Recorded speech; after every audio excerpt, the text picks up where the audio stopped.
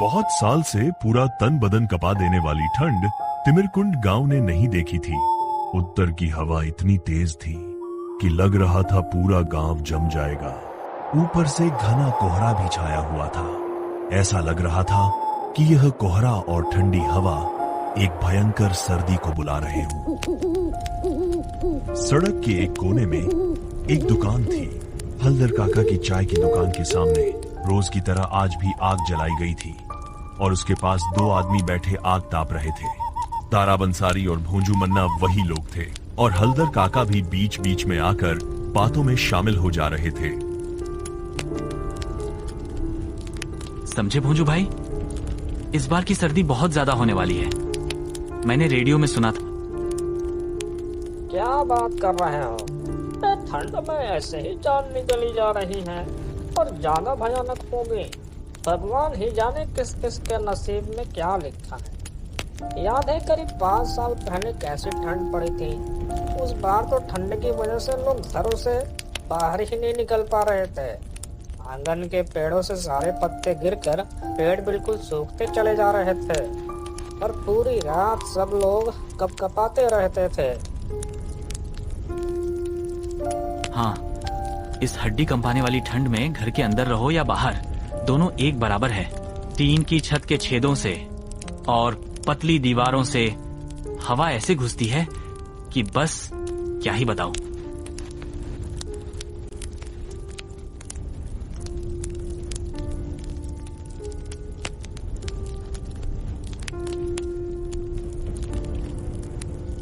एकदम सही कहा। हमारे लिए तो भैया लकड़ियां ही सहारा हैं। उन्हें ही जलाकर थोड़ी बहुत गर्मी हमें मिलती है। इन्हीं कड़ाके की सर्दी में कितने लोग मर भी जाते हैं। और मुझे यह बात समझ नहीं आती कि इतनी गर्मी में तो कोई नहीं मरता और ये ठंड है कि लोगों की जान ले लेता है। गर्मी तो हड्डी तक नहीं पहुंचती, लेकिन ठंड उससे भी ज्यादा भयानक है भोंजू भाई। खासकर बूढ़े लोग, वो तो बर्दाश्त ही नहीं कर पाते। इंसान कितना असहाय है प्रकृति के सामने।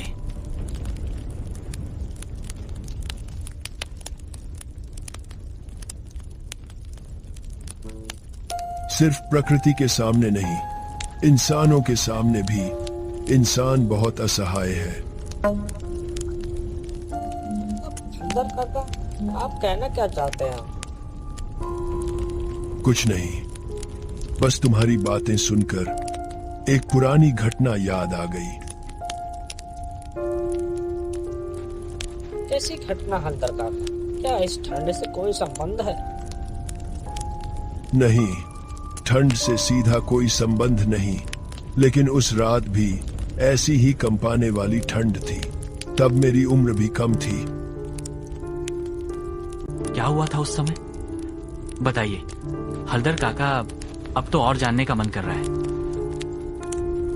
ये घटना एक दूसरे गांव की है, समझे?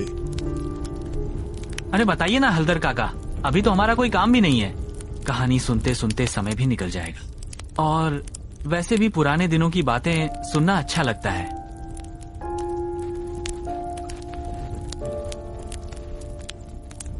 ये कोई अच्छी लगने वाली घटना नहीं है, ये तो बहुत भयानक घटना है। ठीक है, जब तुम लोग इतना कह रहे हो तो सुनो, पर यह कहानी तुम्हारी रात की नींद उड़ा सकती है। अरे हम क्या छोटे बच्चे हैं? काका शुरू कीजिए, हमें कुछ नहीं होगा। दुकान के बाहर कोहरा और भी घना हो गया था। ठंडी हवा का जोर और भी ज्यादा बढ़ गया था। विशंबर हल्दर गला साफ करके अतीत में डूबने लगे।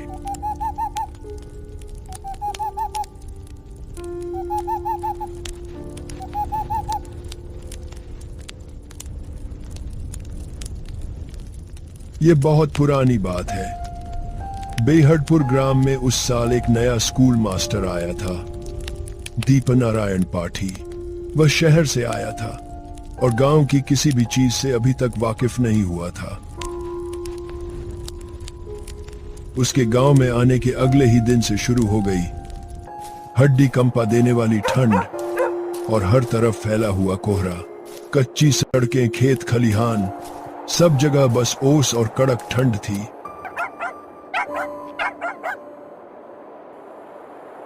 स्कूल से लौटते लौटते शाम हो गई और अब उसे इस कड़कड़ाती ठंड में सुनसान कच्चे रास्ते से होकर घर जाना था। उफ, ये ठंड, काश एक मोटा चादर खरीद लिया होता तो कितना आरामदायक होता इस ठंड में। ठीक उसी समय दीपनारायण के बिल्कुल पास पता नहीं कैसे अचानक एक आवाज उभरी, एक बुजुर्ग जतुन काका की। उन्होंने 1 साल ओढ़ रखी थी। दीपनारायण उम्र में उनसे बहुत छोटा था, फिर भी जतुन काका उसे आप कह के सम्मान देते थे।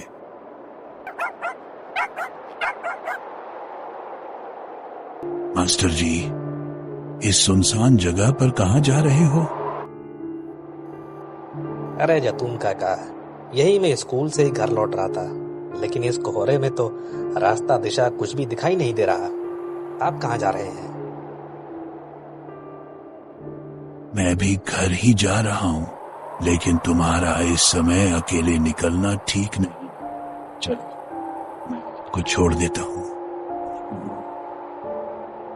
हाँ, सच में धन्यवाद काका, आप ना होते तो आज बड़ी मुश्किल में पड़ जाता।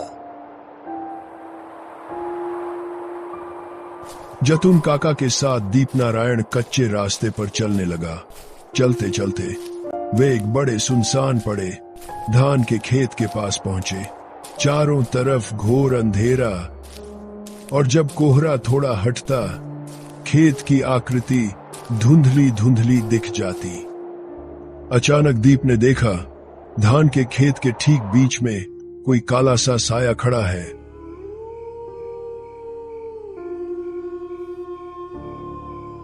जतुन काका, वो देखिए, इतनी ठंड में खेत के बीच कौन खड़ा है?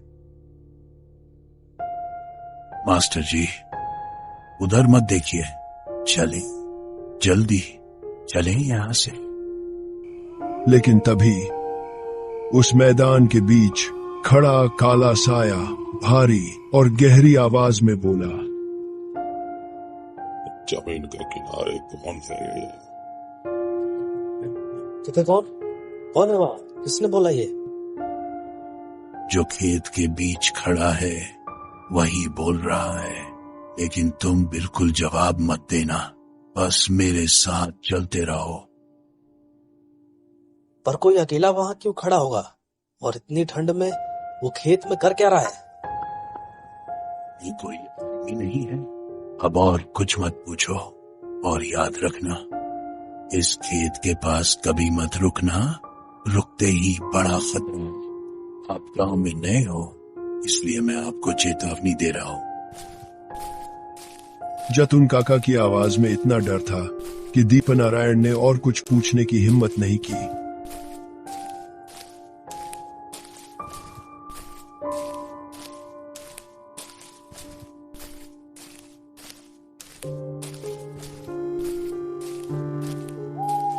अगली रात को दीपनारायण बाजार से लौट रहा था। नए गांव में बाजार पहचानने और सामान खरीदने में देर हो गई थी।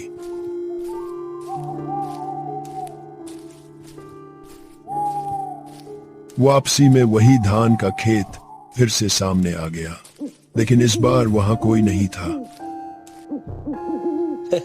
आज कोई नहीं है। जतून काका भी ना बेकार में इतना डरते हैं, इतनी छोटी बात को लेकर इतना हल्ला मचा देते हैं। लेकिन नहीं, यहाँ रुकना ठीक नहीं है।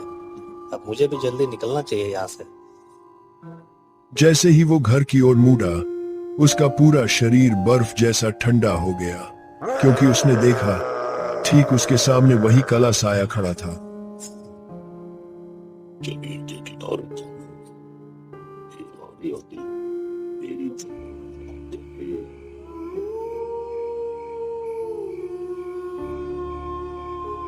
आप कौन है?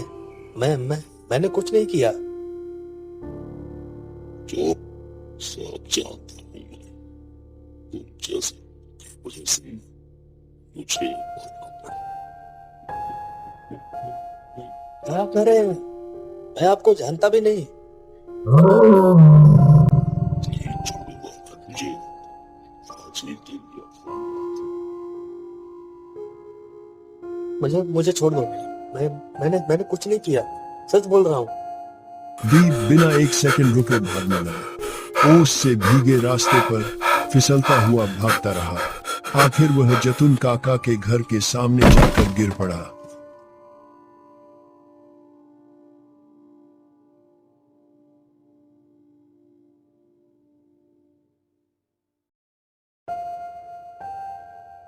जब होश आया, दीपनारायण ने देखा जतुन काका चिंतित चेहरा लिए उसे देख रहे थे। क्या हुआ मास्टर जी, आपकी हालत ये कैसे हुई? काका, मैंने फिर से उस आदमी को देखा। किसे देखा? कौन लोग? वही खेत के बीच में वो आदमी मुझे मारने को कह रहा था। अगर मैं ना भागता तो मुझे वो मार ही डालता। मैंने आपको मना किया था कि आप उस खेत के आसपास भी मत भटकना। काका, मैं वहां रुकना नहीं चाहता था, लेकिन जो होना था हो गया। आप अब एक बहुत बड़े खतरे में। क्यों, कैसे? और वो आदमी कौन था? वो मुझ पर इतना गुस्सा क्यों हुआ था? मैंने आपको पहले ही बोला था कि वो कोई इंसान नहीं है। उसका नाम है नफीसुद्दीन और वो अब मर चुका है। जिसे तुमने देखा वो असल में नफीसुद्दीन की बेचैन आत्मा थी। यही गांव का एक किसान था। क्या हुआ था उसके साथ? फिर अब जतुन काका ने दीप को नफीस की पूरी कहानी बतानी शुरू की।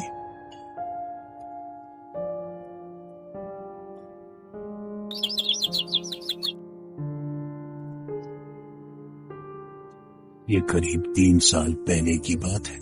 इस गांव में एक बेहद गरीब किसान था जिसका नाम नफीसुद्दीन था। वह घनश्याम सोढ़ा की जमीन पर मजदूरी करके किसी तरह अपना घर चलाता था। उसकी पत्नी भी बहुत बीमार थी। नफीस दिन रात मेहनत करता, लेकिन घनश्याम सोढ़ा उसे गधे की तरह काम कराता था। कभी कभी समय पर पैसे नहीं देता था।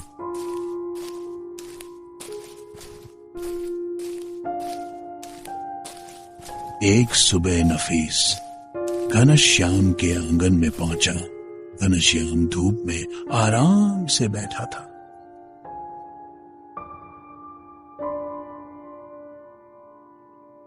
सेठ जी, मुझे थोड़े पैसे चाहिए थे। कौन से पैसे? तेरी मजदूरी तो मैं दे चुका हूं। नहीं, पिछले महीने की मजदूरी बाकी है। मेरी बीवी बहुत बीमार है, मुझे दवा लेना है। तेरी बीवी बीमार है तो मैं क्या करूं? जा और काम कर। काम करेगा तब पैसे मिलेंगे। मैं दिन रात आपकी ही जमीन पर रहता हूँ, इससे ज्यादा काम कैसे करूँ? बहुत ज्यादा बोल रहा है, निकल यहां से। एक पैसा नहीं मिलेगा।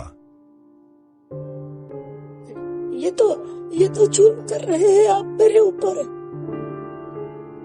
तू मेरे ही जमीन पर काम कर रहा है, मेरा ही पैसा खा रहा है और बोल रहा है मैं जुल्म कर रहा। जा, अब निकल जा यहां से।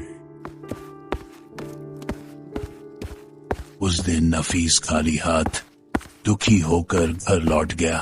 अगले दिन जब वह खेत पहुंचा, उसने देखा किसी ने पूरी फसल बर्बाद कर दी थी। उसी समय घनश्याम सोढ़ा अपने आदमी के साथ वहां पहुंचा। ये क्या हाल है मेरी फसल का? नफीस, तूने किया है ना? नहीं सेठ जी, मैंने कुछ नहीं किया। मैं तो अभी आया हूँ। झूठ! कल पैसे नहीं दिए थे, इसलिए गुस्से में तूने मेरी फसल नष्ट कर दी। विश्वास करिए, मैंने कुछ नहीं किया। श्याम ने अपने आदमी को इशारा किया। अरे तू क्या देख रहा है? इसे ऐसा सबक सिखा कि जिंदगी भर मेरी जमीन की ओर न देख पाए। छोड़ दो, मैंने कुछ नहीं किया। छोड़ दो, छोड़ दो, छोड़ दो, छोड़ दो।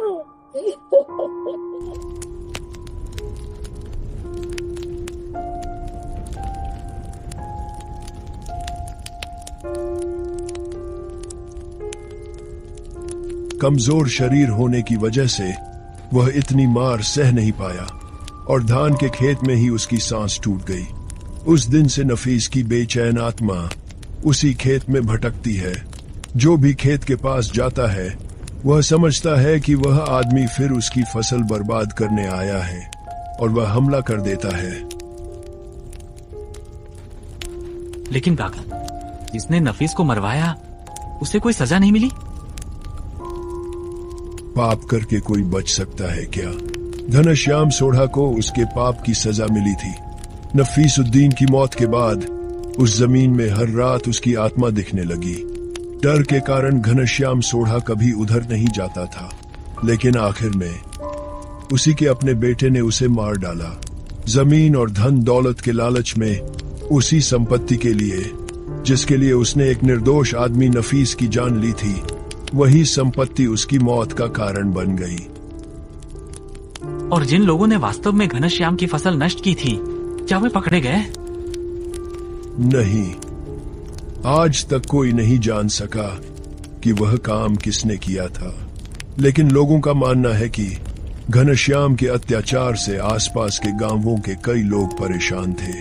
शायद उनमें से किसी ने गुस्से में उसकी फसल बर्बाद कर दी थी, लेकिन उसका फल भुगतना पड़ा बेचारे निर्दोष नफीस को। आपको ये सब इतनी बारीकी से कैसे पता है? क्या आप उस समय उस गांव में थे? हाँ, मैं उस समय वहीं था। एक काम से मेरे पिता गांव आए थे और मैं भी साथ आया था। इसी वजह से मैंने यह सब अपनी आंखों से देखा। अब चलो उठो, रात काफी हो रही है। कुहासा और ठंड अब बर्दाश्त से बाहर हो रहा है। हमें जल्दी घर पहुंचना होगा।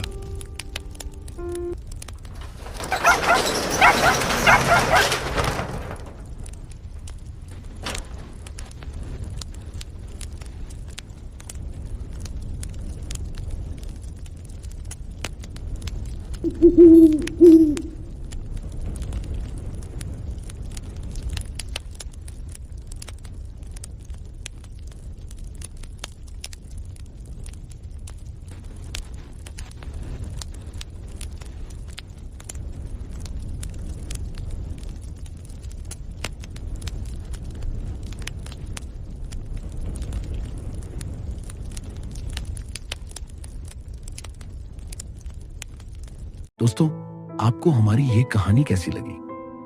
आप हमारे चैनल को सपोर्ट कर सकते हैं वीडियो को शेयर करके, चैनल को सब्सक्राइब करके और वीडियो को लाइक करके।